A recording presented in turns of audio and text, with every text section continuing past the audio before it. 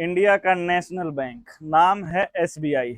SBI bank में क्या चल रहा है आप देखोगे कि भाई स्टॉक बिल्कुल भागता जा रहा है।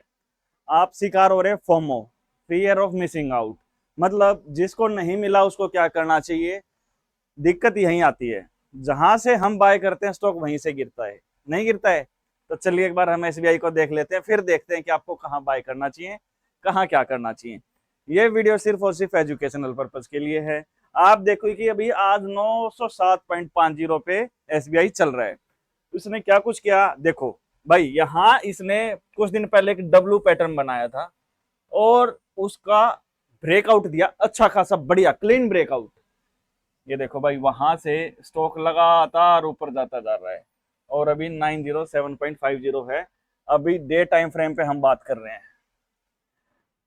अगर हम एक और चीज देखें, यहाँ एक और दूसरा छोटा सा डब्लू बना है, मतलब स्टॉक डब्लू ज्यादा बना रहे। स्टॉक एक बार भागता है, फिर वापस जहां से ब्रेकआउट लिया था वहीं आता है, दोबारा फिर भागता है और फिर क्लीन ब्रेकआउट देता है। यहां से दोबारा 880 से इसने दोबारा क्लीन ब्रेकआउट दिया है। तो सेम इसका यही पैटर्न है कि जब भी डे टाइम फ्रेम पे भागता है, एक अच्छी खासी छलांग लगाता है 50 40 50 100 पॉइंट की, उसके बाद में दोबारा बढ़िया गिरता है, फिर भागता है, फिर बढ़िया गिरता है और फिर भागता है। मतलब क्या है, हर जगह ये डबल बॉटम बना के भागता है। ये भी आप बोल सकते हो कि भाई डबल बॉटम बनाता है। आज स्टॉक लगभग 915 प्लस गया है और क्लोजिंग 907.50 पे हुई है। अब कल दिवाली की एक्सपायरी, मतलब कल दिवाली है और कल क्या है, मुहूर्त ट्रेडिंग है। तो हमें इस स्टॉक में भी तेजी देखने को मिल सकती है। स्टॉक तो क्या, मेरे हिसाब से पूरा ही दिवाली के ऊपर तो सारी चीजें ही ऊपर जाती हैं। तो जो अभी तक बाय नहीं कर पाए उनके लिए क्या, देखो भाई मेरे हिसाब से यहाँ तो बाइंग नहीं बनती है। या तो स्टॉक 880 के आसपास आए और 860 के आसपास आए तो बिल्कुल बेस्ट है। समझ रहे हो। आप बोलो सर वो कैसे। देखो भाई, ये यहाँ तो इसकी बेस्ट बाइंग है। अगर भाई इन केस आपको ये यहाँ से गिरता हुआ दिखे 840 के आसपास, क्योंकि इसके नीचे अगर आ गया तो क्या होगा, ट्रेंड चेंज। अब जो बाइंग है ये सेलिंग में आ जाएगी, है ना। मतलब 840 से स्टॉक नीचे आता है तो इसका ट्रेंड चेंज हो जाएगा। इसके इसका बेस लेके सपोर्ट लेके अगर ऊपर जाता है तो इसके लिए वेल एंड गुड है। सर 840 तक नहीं आता, फिर भाई 860 है, क्योंकि यहाँ इसने प्राइस एक्शन बनाया था, काफी दिन तक टाइम स्पेंड किया था, एक बॉक्स पैटर्न बनाया था। मतलब ऊपर नीचे ये वाला पैटर्न बनाया था। उसके बाद इसने बॉक्स का ब्रेकआउट देके ये स्टॉक ऊपर गया है। मतलब 880 इसके लिए पहला S1 है, स्पोर्ट 1 है। 860 इसके लिए स्पोर्ट 2 है। और फाइनल जो ट्रेंड को कंटिन्यू रख सकता है अगर ये बचेगा तो वो 840 है। 840 से नीचे अगर गया, स्पोर्ट 3 अगर इसने तोड़ दिया तो ट्रेंड स्टॉक का बिल्कुल चेंज हो जाएगा, पॉजिटिव से नेगेटिव आ जाएगा, उसके बाद सीधा 800 और नीचे की तरफ आ जाएगा। क्योंकि यहां देखो ना आप, 840 के आसपास स्टॉक ने कई महीने तक ट्रेड की है। तो 840 का टूटना मतलब स्टॉक का कमजोर होना दर्शाएगा, जो कि काफी बेकार संकेत रहेगा। अब अगर हम बात करें भाई वीकली कि सर वीकली क्या कुछ हो सकता है, बिल्कुल भाई हम देख लेते हैं एक बार। ये लो भाई, वीकली टाइम फ्रेम हम एक बार चला के देख रहे हैं। आप देखोगे कि वीकली में देखो स्टॉक एक ट्रेंड लाइन को फॉलो कर रहा है, क्लियर कट ट्रेंड लाइन। मतलब ये ट्रेंड लाइन कहां सपोर्ट दे रही है, 840।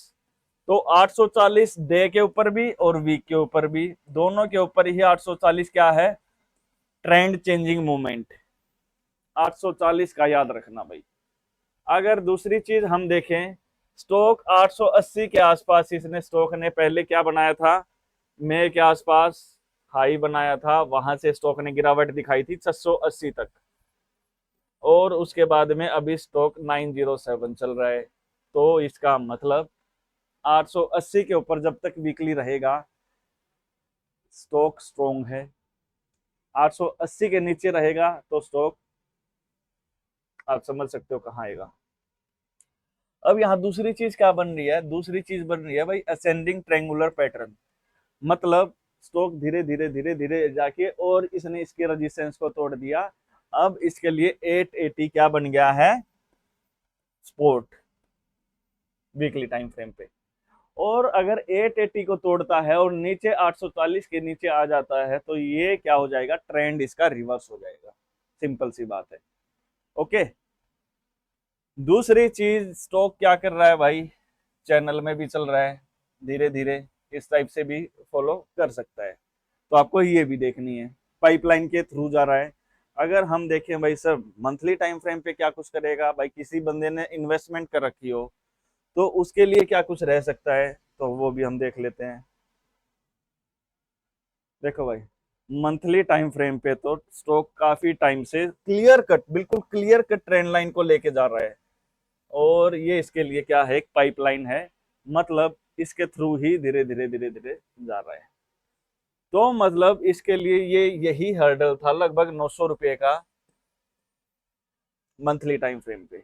इन केस अगर इसको तोड़ता है तो स्टॉक में और तेजी देखने को मिल सकती है। मंथली टाइम फ्रेम में तो नीचे स्पॉट ही इधर आ रहा है भाई 400 के आसपास, ठीक है ना।